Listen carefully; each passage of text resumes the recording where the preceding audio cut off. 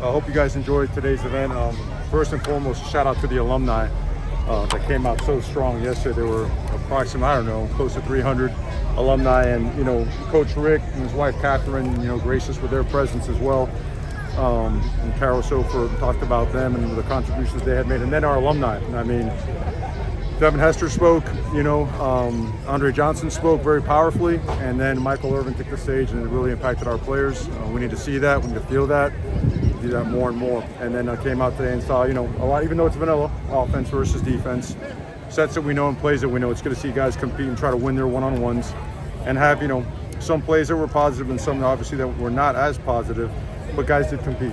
And we got a lot of plays in, a lot to work off and look off of film, and go from there and get ready for the offseason. Coach, off the top of your mind, what stood out to you the most after watching today's game? Well, to me, what stands the most is what happened throughout spring ball. A team that, for the most part, went back and forth. A team that found a way to, if the defense was not having a good day, they dig themselves out, and then the vice versa. Where competition was increased at a lot of positions, and some of the needs that are a little bit more clear, they were assessed and we improved, and then some might have to be improved now going forward, right? A lot of stuff goes on now, after today. But overall, just a team that's progressing, a team that's really understanding and growing and developing. Mario, what do you think of Cam Ward today, especially his ability to improvise on some throws? Did some good stuff. We dropped some passes. The pass rush is a real one. When a couple of those guys are coming like they come, and we're not doing too many different things. It's hard to block those guys one-on-one. So he did a good job. Thought obviously Restrepo did a great job. Jacoby was limited but did some good things. Isaiah Horton had a great spring. The offensive line, defensive line, they battled all, the whole time. I thought all the quarterbacks did some good things, but Cam certainly is it's obvious, he's a guy, and he had another good spring, a great spring. Coach, the last 2 years you played in Fort Lauderdale. Right. How do you feel like playing on campus this time? Obviously a lot more energy, the students and all that. Right. A lot of them were able to kind of let Broward County market the team out there. I mean, it's, you got to pick a spot, and number one, extremely grateful to all the times that we've been up in Fort Lauderdale, but felt this was necessary. I mean, we have 300 alumni in town. Many of them have never seen all the advances campus has made, and I remember playing this game here and practicing here, and the way the energy that came with the community was something that we felt that we had to do for the student body, for the community, for the university, for our fans, for our players. They need to feel that. And I'll tell you, in a short amount of time with what we had, they did a really good job setting up a really good environment, and our players enjoyed it.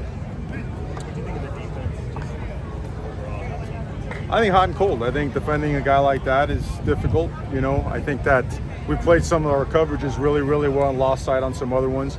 Some good moments at tackling, some other ones where guys got away from us. I'm talking about obviously the first half of it.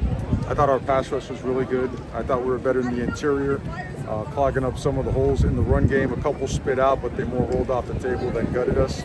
All in all, there were some solid things. Got to watch it on tape to make sure I'm getting the right info. Coach, a sack and a fumble recovery by Marquise Lightfoot today. What would you like to see out of the freshman? Looking back at last spring, Ruben Dane kind of came onto the scene. What did you see from Lightfoot today? Explosive, fast guy. He plays hard. He's learning the system. He's gained a lot of weight since he's been here. He's always eating, and he's got to keep eating. I have him take Zaquan with him and JoJo with him. It's like, I tell them if I see him without a sandwich in their hand, they got a problem. So a lot of improvement by him, and obviously being here early helps tremendously. Expecting a big offseason for him. With the portal opening, again, just what's the work that goes into that for you and your staff? How do you prepare for that? Well, it just starts like right now, this is a whole different phase now, right?